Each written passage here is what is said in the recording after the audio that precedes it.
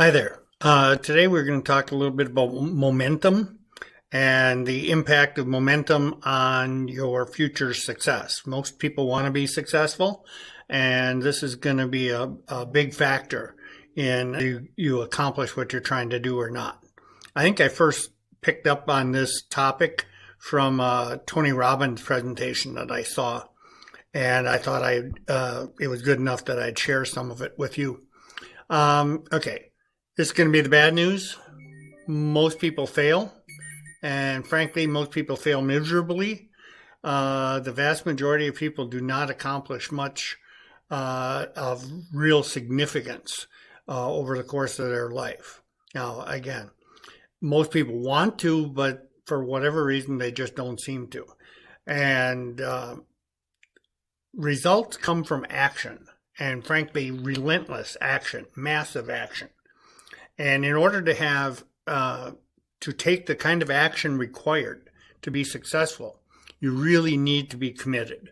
And commitment isn't something that just comes from being lackadaisical or, oh, I want to be successful. No, it's more than that. Momentum, it comes from massive action. The difference between potential and results is action. Now, we would probably all agree that everybody has potential to be amazing. Most people never come close to tapping their real potential.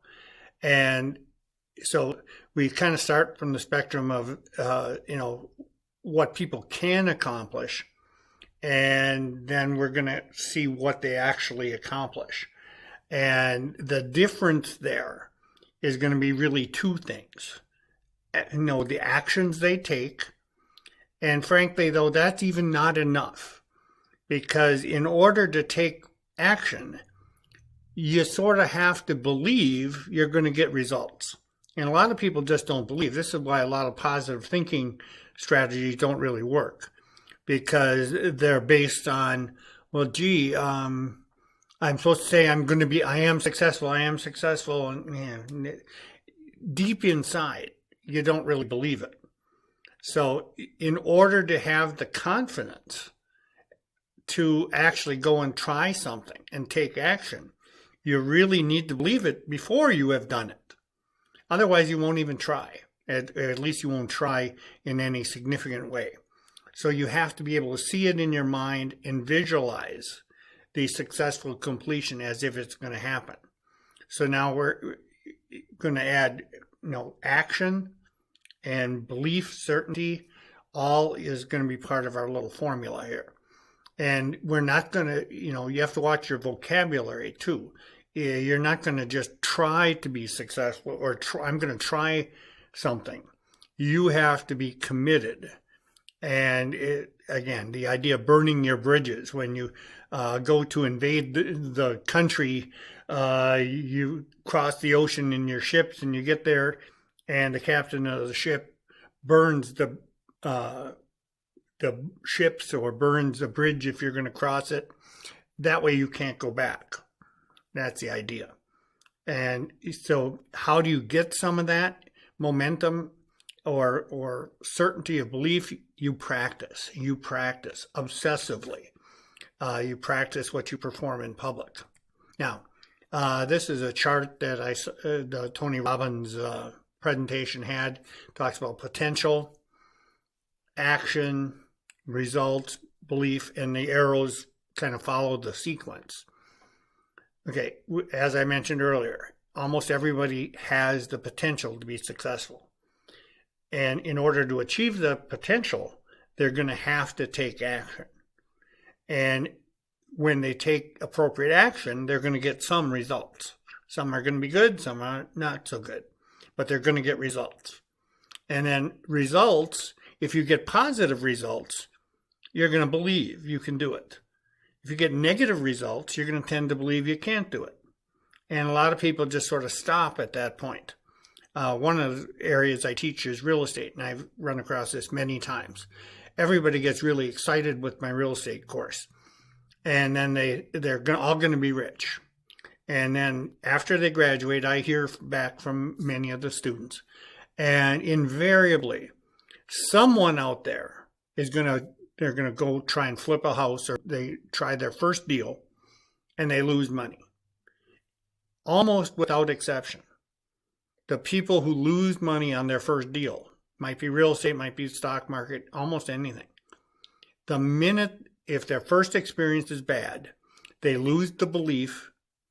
And once they lose the belief, they never do it again. They had potential to be stars. I got countless students who did their first deal, made a little money, then they had confidence, did another deal and another. And pretty soon they're making six-figure income part-time. I have one student living in the Mediterranean in a villa overlooking the Mediterranean Sea. And he lives part of the year in Madison and part of the year in, I think it's in Greece or something. Spain. And, and he's only been out of school 3 or 4 years. So he believes in everything we talked about, whereas somebody who had a negative first experience doesn't. So it's very important that in order to achieve your potential, you have to take action, and that's going to lead to results, but you got to believe you can do it. And that fuels your potential and keeps you going. If you don't believe, it's not going to happen. So you need to work on that belief. Now, where do you get some of the belief? You got to be hungry. You got to want it. And you need a really big why. You need to, why do I want to be successful? Why do I want to make a lot of money? Answer those questions first. And you don't want to dabble. That's what I mentioned earlier. You don't want to try. You need to master it. You got to get good. And part of that is your understanding, cognitive, intellectually, you got to know how to do it. That's taking my class. I can teach you how, so you understand it in a big picture kind of way. But second, you need emotional mastery. You have to feel like you can internally. So the first one is sort of on the external. You know how to flip a house. You know how to do a rehab of a house. Emotionally, you got to feel you can do it. And then you got to take that emotional and actually apply the action. And now you'll have physical mastery. You will do it once. And then you'll do it a second time. And through repetition and practice, that's how you really get mastery. Now, to summarize this whole thing, there are 3 basic keys to mastery. Number 1 is the obsession. Most people who are really successful unfortunately, this isn't, again, going to be popular. They don't really have the balanced life that everybody always kind of talks about. No, they maybe get that later. But when they're driving, when they're pushing, when they're starting, they are obsessed with it. They're all OCD. And I mean that in a good way, not a bad way. Obsession is good if it's channeled correctly. Because if you're obsessed, you are more inclined to take massive action. And you just, wherever you are, you don't make excuses. Well, I don't have enough money. I'm too young. I got to wait a few years, or the economy is bad, or COVID is going on now. Now, whatever's going on, you start where you are. You model success. You find mentors or people you follow, read their books, take their courses.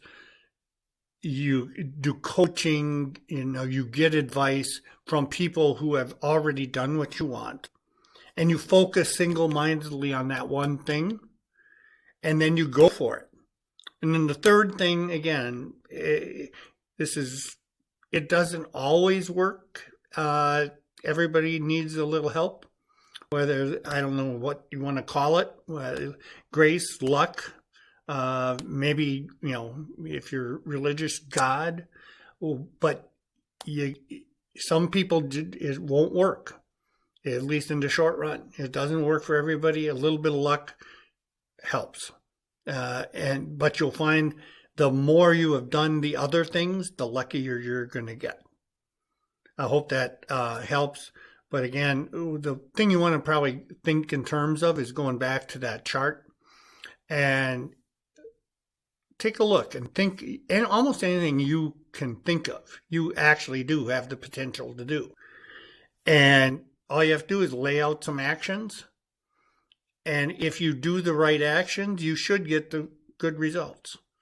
But if you don't get the good results right away, you got to work on that belief and certainty. And a lot of that will come from taking the action and repeating it will help a lot for belief.